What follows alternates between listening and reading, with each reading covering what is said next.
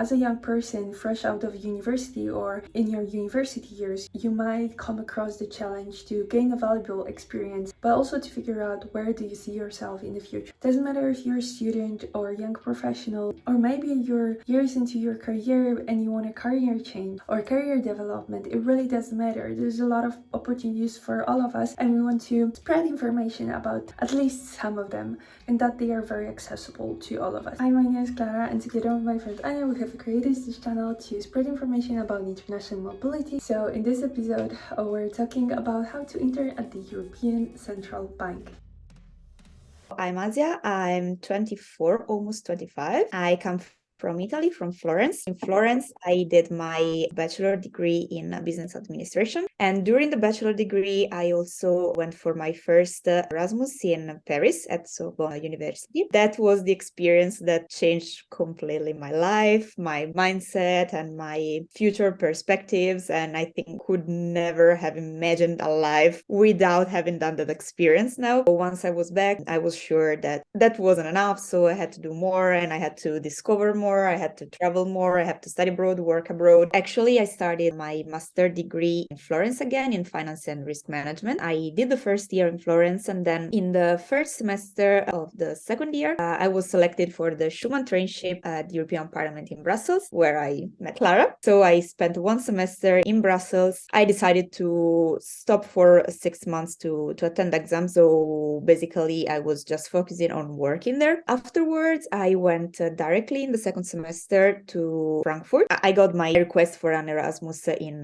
Goethe University, and there I started again a normal student abroad life. When I was in Erasmus, the second one, I applied for a traineeship at the ECB, and that's why now I'm here still in Frankfurt. And actually yesterday it was 1 year that I live in Frankfurt, and for me it's like a record because it's the first time that I lived so long in a city. This is a 1-year traineeship. You stay the first 6 months in Frankfurt at the ECB. In the second semester, we are a program, so we are, in this case, 9 people. We are sent in one NCB, so National Central Bank or NCA, so in the Euro system. I was selected for Malta, so I'm going to the Malta Financial Supervisory Authority, luckily in the summer semester, so can't wait for the sun this summer, finally. I'm moving in 2 months because I'm going there on the 1st of May. Then I will be back to Frankfurt for the end of the traineeship, but basically, yes, longer experience in Frankfurt is over now. That's it in a nutshell, my background and my very close future programs.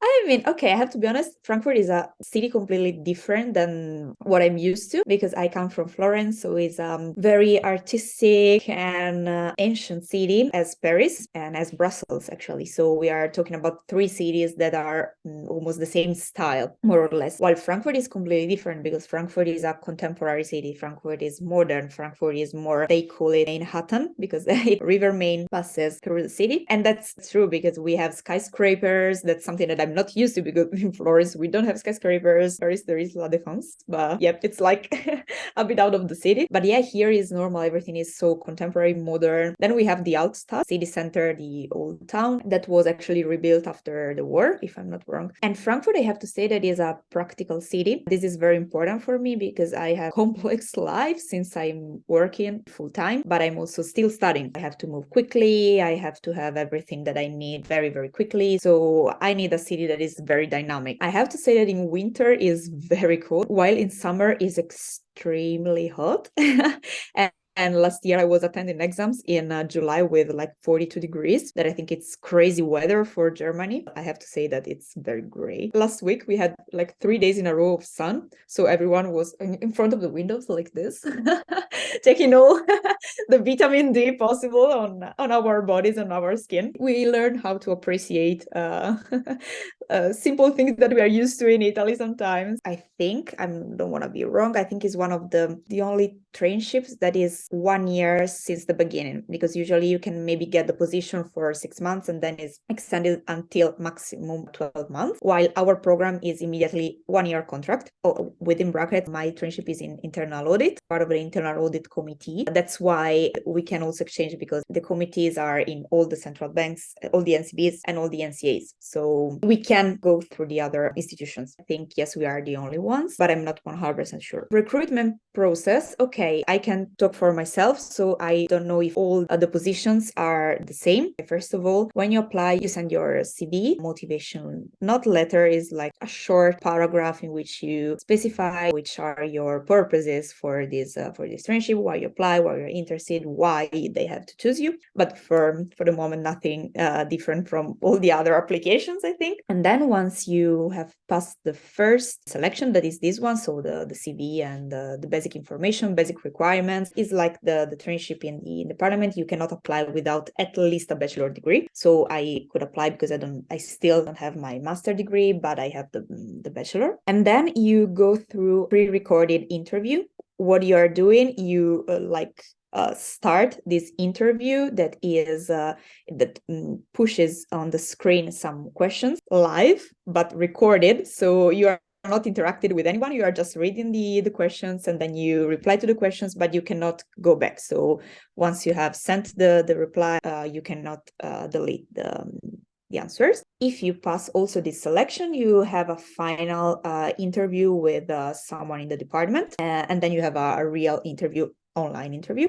This, I don't know if it's related to COVID, but I suppose that since we are talking about an international institution, they are always online interviews. This, I suppose, I don't know again. These are the three stages, if I'm not wrong, that I had to pass. Yeah, I know that there are for other positions, for example, some assignments. So for example, you receive like a business case or something that you have to solve, and then you have to send it back. But I mean, this is very specific for each position. So everyone is different, to be honest.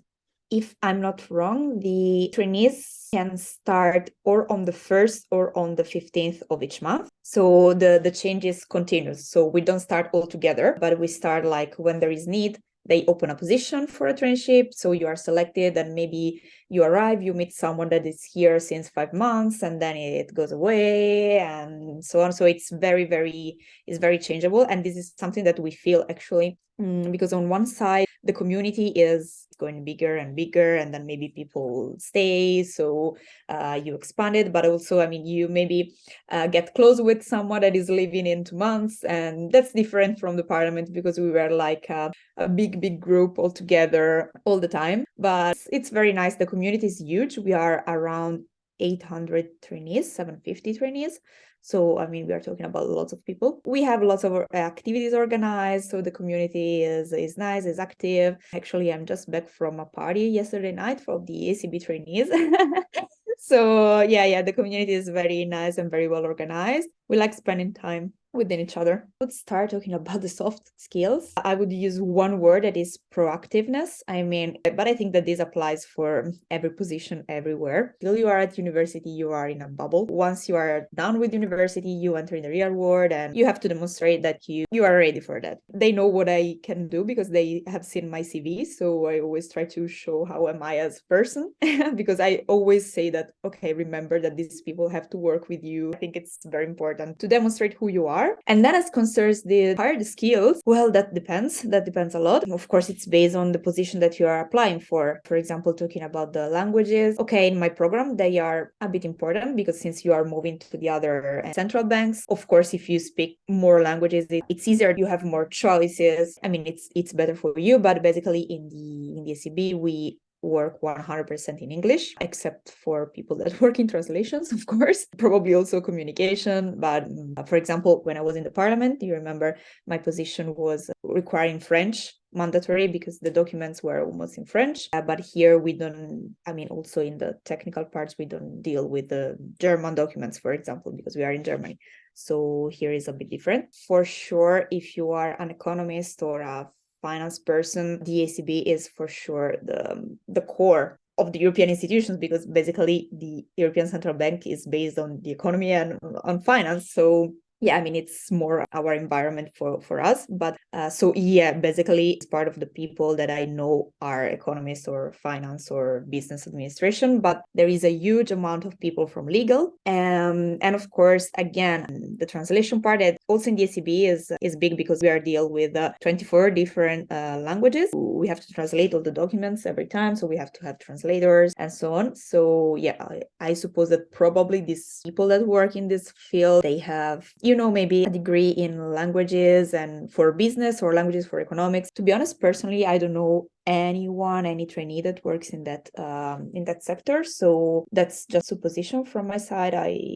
I think that also these kind of traineeships, they prepares you in general for a career. Because for example, I'm learning a lot how to manage situations. I'm learning how to lead. Of course, then it depends on the specific position that you are working in. So of course, if you're working in a position that is, I don't know, risk management, you will be more specialized in risk management. If you work in stress tests, you will be more related to that. For example, for me, then I'm working in internal audit, but I'm doing something a bit different. So I will learn for sure lots of skills in project management, time management, and communication skills actually. So I will leave with a very wide background. Also because when I will go to Malta, I will do something completely different that is more specific in internal audit missions. I will arrive at the end of this year with real wide background. That's also, I mean, my aim, because I'm still studying. So I'm trying to understand not also what I like, but also what I may be made for. So I think it's important to learn it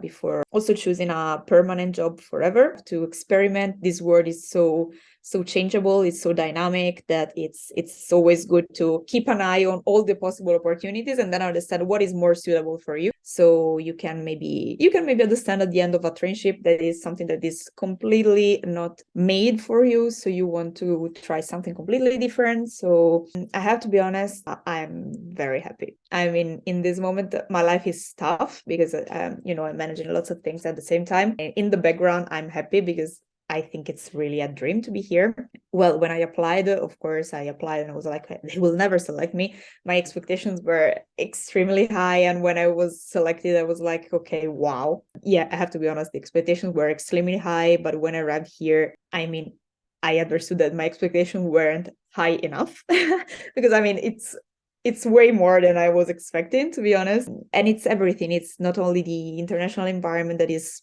I mean, like life for me, all the opportunities that you can see. The fact that, for example, in my position, I'm very communicating a lot with all the other NCBs and NCAs. So I have this continuous exchange of information and cultures, because every culture thinks in a different way. So you have to learn how to approach these different cultures, how to deal with people. It permits me to expose myself and being very dynamic. And also talking about the microenvironment, and people are very helpful, people are nice. I mean, I learn a lot every day from everyone, because we are talking about people that have so many experience in their background that I mean, I could spend hours talking with them and taking some tips and improve my future plans. As concerns, you asked me the amount of work. Here depends a lot on the position that you are working in.